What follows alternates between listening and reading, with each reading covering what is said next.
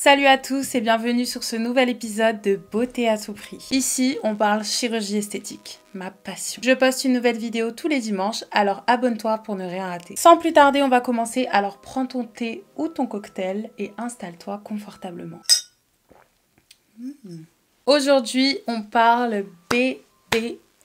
Tout à l'heure, j'étais en train d'essayer des robes dans un magasin et il y avait cette dame trop belle qui semblait avoir fait un BBL, tu vois. Et ça tombe bien parce que c'est le sujet d'aujourd'hui. Et on va parler du salon Goals en particulier qui est au cœur d'un scandale après la sortie de la nouvelle série Transforming Rolly. Cette série que vous pouvez trouver sur Zeus raconte l'histoire de Rolly et sa transformation physique grâce à la chirurgie esthétique. Au programme, une liposuction du ventre, un breast lift, un double BBL et une liposuction du menton. Et je peux vous dire que la série a fait parler d'elle sur les réseaux sociaux. Faut dire que c'était le but en fait. Zeus avait fait un partenariat avec Goals pour promouvoir la clinique contre des opérations gratuites pour Rolly. Seul problème, les images qui montrent des médecins qui pratiquent des opérations sans anesthésie, sans gants, et qui ne respectent pas du tout les règles d'hygiène, ont été visionnés par des millions de personnes sur les réseaux sociaux. Et on va dire que c'était pas exactement l'effet recherché. Les commentaires en dessous de ces vidéos sont négatifs et déconseillent très fortement de se faire opérer dans ce genre de clinique. Rolly elle-même a exprimé son mécontentement, disant que cette clinique n'est pas du tout professionnelle et qu'elle tuait ses patientes. Elle a d'ailleurs dû être opérée une deuxième fois après son opération chez Goals, car elle n'avait plus aucune sensation dans sa partie abdominale. C'est quand même un peu bizarre. Goals a donc porté plainte contre Rolly et Zeus pour avoir manqué de respecter les termes conclus lors de la signature du contrat. Des termes qui promettaient une publicité positive de la clinique. Mais ce n'est pas la première fois que cette clinique est au centre des discussions. Depuis l'augmentation de la demande pour les BBL, de nombreuses cliniques ont vu le jour partout dans le monde et promettent un résultat époustouflant à moindre coût, sans vraiment s'attarder sur la sécurité et la santé des patientes. Mais qu'est-ce que c'est exactement un BBL? Le BBL a été inventé dans les années 1970 par un chirurgien brésilien qui s'appelle Ivo Pitangui. Bon, cet homme mérite un épisode entier, alors je vais pas m'attarder trop sur lui aujourd'hui. Mais le BBL, ou Brazilian Butt Lift, est l'intervention esthétique qui a connu la plus grande et rapide croissance au monde. Et selon la Fondation d'éducation et de recherche en chirurgie esthétique, cette procédure est la plus dangereuse de toutes, et tu vas voir pourquoi. Selon un rapport de la American Society of Plastic Surgeons, cette opération présente un taux de mortalité de 1 sur 3000. C'est énorme. Mais pourquoi est-ce que ce taux est aussi élevé? Pendant un BBL, la graisse est prélevée du ventre, des hanches, des cuisses, du bas du dos ou encore des bras par de petites incisions avec un tube qu'on appelle une canule. Cette graisse extraite est ensuite lavée soigneusement grâce à une solution antibiotique et les cellules graisseuses saines sont ensuite injectées dans les fesses. Il s'agit d'une chirurgie très complexe. Si on n'injecte pas correctement la patiente, la graisse peut venir se mettre dans la circulation sanguine, se déplace vers le cœur ou les poumons et obstrue la circulation sanguine, entraînant la mort quasi immédiate de la patiente. C'est ce qu'on appelle l'embolie graisseuse. Les chirurgiens doivent donc être minutieux et rapides pour simultanément injecter la patiente d'une main et sculpter de l'autre main. Le tout en seulement 1 à 3 heures parce que les cellules graisseuses se détériorent très vite. Si l'opération est trop lente, la patiente n'aura que très peu de résultats. D'ailleurs, une chose qui est bonne à savoir, dans les mois suivant l'opération, 20 à 50% de la graisse injectée se dissout dans le corps. C'est pour ça que les femmes font souvent 2 à 3 BBL pour avoir le résultat qu'elles recherchent. Aux États-Unis, pour un BBL chez un chirurgien expérimenté et spécialisé, il faut compter entre 11 000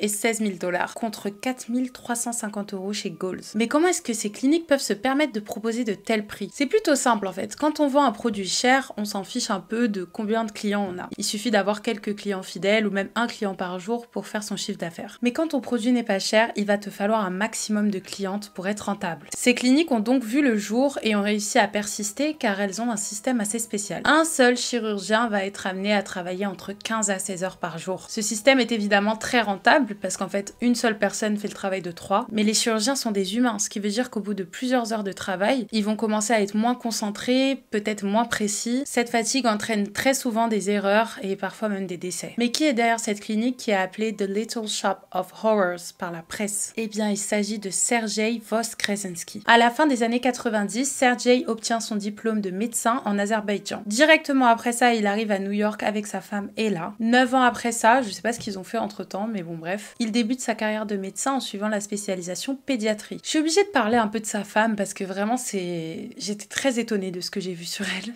Et là, de son côté, travaillait à la Jewish Claims Conference. C'est une organisation qui a été créée dans le but de réclamer des dommages et intérêts pour les victimes et les rescapés de la Shoah. Ça part donc d'une très bonne intention, mais malheureusement, Ella avait un autre plan pour cet argent. Bon, autant vous dire qu'avec ce job, elle gagnait pas des 1000 et des 100. Mais pourtant, ses amis et ses collègues parlaient d'elle comme une femme qui avait des moyens, qui s'offrait des vêtements de luxe et qui les portait au travail, qui partait très régulièrement en voyage en Europe. Elle possédait 2 maisons à Brooklyn et une en Pennsylvanie. En 2006, elle ouvre une clinique pour son mari Sergey, et autant vous dire que les deux mènent une vie très confortable, jusqu'en octobre 2011, date à laquelle le FBI arrête Ella. Devinez pourquoi?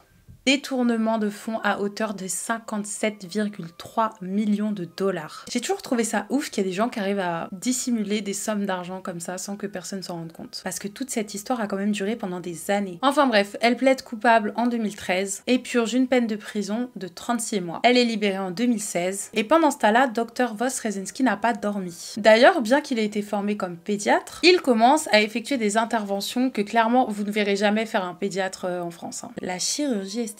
Bon, faut dire qu'en 2016, l'industrie de la chirurgie esthétique s'élevait quand même à 15 milliards de dollars. Et je pense que tu vois, vu qu'ils étaient habitués à un sacré train de vie, ils se sont dit, attends, il faut qu'on trouve un moyen de garder ce niveau de vie. Sergey a donc vu l'opportunité parfaite. Il crée donc Allure Clinique. Dans cette clinique, il propose des BBL, des augmentations mammaires et des abdominoplasties à moitié prix. Il propose même à ses patients des facilités de paiement. C'est-à-dire qu'ils pouvaient payer en plusieurs fois, mensuellement, enfin du jamais vu à New York à ce moment-là. Et surtout pas pour de la chirurgie esthétique. Et à sa sortie de prison, Ella, qui doit être vraiment en forme, devient sa social media manager. Et elle n'hésite pas à y aller, quoi. Elle utilise des gros titres, comme par exemple le meilleur chirurgien plastique de New York, pour parler de son mari. Beaucoup disent Ella est le cerveau.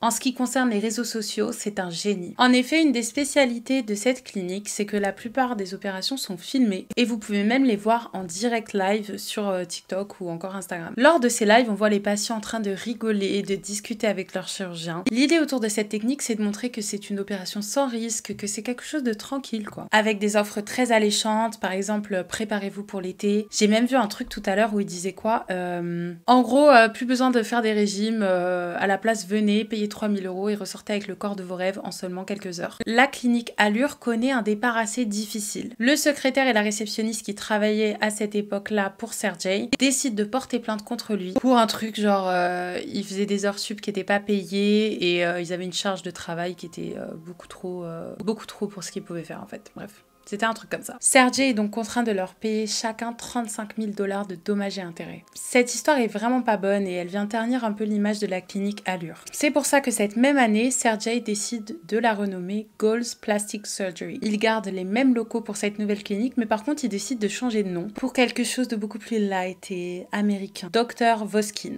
En vrai, ça m'arrange parce que je commence à avoir du mal à dire son nom. Il ouvre plusieurs cliniques un peu partout aux États-Unis, notamment une à Harlem. Et honnêtement, je sais pas du tout comment il faisait son recrutement, mais c'était très habituel que ses employés le dénoncent à la police. D'ailleurs, il y a cette histoire un peu drôle où le docteur Voskin disait qu'ils opéraient en moyenne 100 à 150 patients par mois. Et juste après, t'as son employé qui dit on opérait à peu près entre 300 et 400 personnes par mois. Soit une moyenne de 18 patientes par jour. Et pour sa défense, le docteur Voskin dit que en soi, c'est pas des interventions médicales, mais cosmétiques. Et que d'ailleurs, ici, on ne parle pas de patients, mais de clients. Oui, parce qu'en fait, aux États-Unis, tous les médecins peuvent pratiquer la médecine esthétique. Parce qu'en fait, le truc qui est un peu différent de la France, c'est qu'aux États-Unis, n'importe quel médecin peut légalement pratiquer des interventions de chirurgie esthétique, quelle que soit leur formation de base. D'où le fait qu'un pédiatre ouvre une clinique de chirurgie esthétique. Ouais. La seule différence, c'est qu'il va y avoir des chirurgiens plastiques certifiés. Ceux-ci se forment pendant 6 à 8 ans dans un établissement accrédité où ils vont passer des examens oraux et écrits. À l'issue de ces examens, ils obtiennent leur certification et d'ailleurs, ils sont amenés à repasser la certification qui en fait a comme une date de péremption. C'est-à-dire que même quelqu'un qui a eu sa certification il y a 10 ans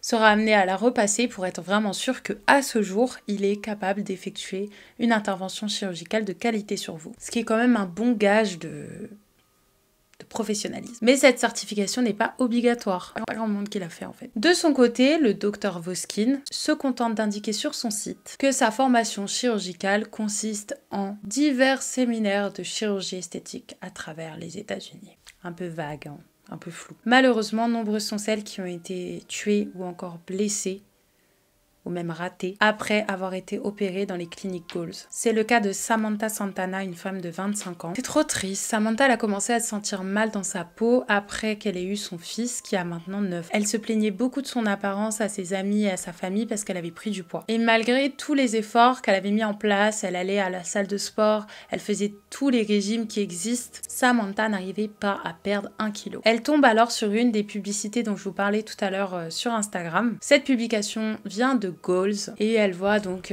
qu'ils font des BBL à des prix qui sont clairement accessible pour elle. Quelques jours après, elle se retrouve dans un bureau dans une des cliniques de chez Goals, donc celle de Harlem, et elle est clairement convaincue qu'elle doit faire cette opération, qu'elle en a besoin en fait. D'après les messages qui ont été échangés entre elle et la clinique Goals, le devis s'élève à 7 300 $. Malgré l'avis de sa famille qui est clairement contre, Samantha paye la compte, donc 50% du prix total. Mais 2 semaines avant la date de son opération, son chirurgien l'appelle, lui dit que son IMC est trop élevé et que si elle ne perd pas 5 kilos, il ne l'opérera pas. Supplément, son acompte ne lui sera pas remboursé. Donc moi j'imagine un peu que Samantha elle est en mode mon argent. Elle essaye donc de faire un régime de l'extrême où elle mange 1 fois par jour pour réussir à perdre les 5 kilos en 2 semaines. Le 23 novembre 2020, elle se rend à la clinique avec l'IMC idéal, prête à réaliser l'opération qui selon elle allait lui changer la vie. Surprise à son arrivée, on lui dit qu'elle ne sera pas opérée par le chirurgien qui la suit depuis le début, mais par un autre qu'elle n'avait jamais rencontré. Déjà ça c'est un red flag. La famille de Samantha l'a décrit comme une femme très timide, donc en fait ça les a pas trop étonnés qu'elle ait rien dit, que ce soit pas le même chirurgien, et en soi je pense qu'elle voulait juste son bébé. C'est là qu'on lui donne un mélange de Xanax et d'oxycodone. Elle se fait opérer, tout se passe bien. Son petit ami vient la récupérer, l'amène à la maison, mais le lendemain, Samantha est déclarée morte à l'hôpital. La cause officielle de son décès est une combinaison toxique d'oxycodone, de Xanax, de lidocaïne et de fentanyl. Fentanyl? Fentanyl? Fentanyl. Ces médicaments sont prescrits pour faire des économies. Parce qu'en fait, chez Goals, il n'y a pas d'anesthésiste sur place. Aucune anesthésie générale est effectuée chez Goals. Les médicaments permettent donc aux clientes de ne pas sentir, en tout cas de moins sentir, lorsque le médecin leur injecte l'anesthésie locale, qui, je sais pas pourquoi, est apparemment très douloureuse là-bas. Quelques jours après la mort de Samantha, Shea McIntosh, un homme de 27 ans, a été opéré et décède le soir même, après son opération chez Goals, des suites de la même combinaison de médicaments que Samantha. Bon, pour conclure, faites vraiment attention si vous avez prévu de vous faire opérer bientôt et renseignez-vous sur le chirurgien, sur les diplômes qu'il a effectués, dans quel pays, son expérience, depuis combien de temps est-ce qu'il exerce. Dites-vous les filles que votre vie est en jeu. Donc ne cherchez pas à trouver le moins cher dans les pays un peu bizarres là, ou encore à chercher la meilleure promo. Faut savoir que ces cliniques là c'est un business et pour eux vous êtes juste quelques billets en fait. Pour éviter les embolies, les bons chirurgiens entre guillemets utilisent en général l'imagerie ou l'échographie pour opérer leurs patientes. En fait, ça leur permet de voir précisément où sont vos vaisseaux sanguins et donc d'éviter de injecter de la graisse dedans. Donc ça, c'est quelque chose que vous pouvez regarder si jamais vous êtes en train de faire les recherches pour trouver un bon chirurgien. Cette vidéo touche à sa fin. J'espère qu'elle t'a plu. Si jamais c'est le cas, je t'invite à laisser un like et un commentaire. Et on se dit à dimanche prochain pour un nouvel épisode de Beauté à tout prix.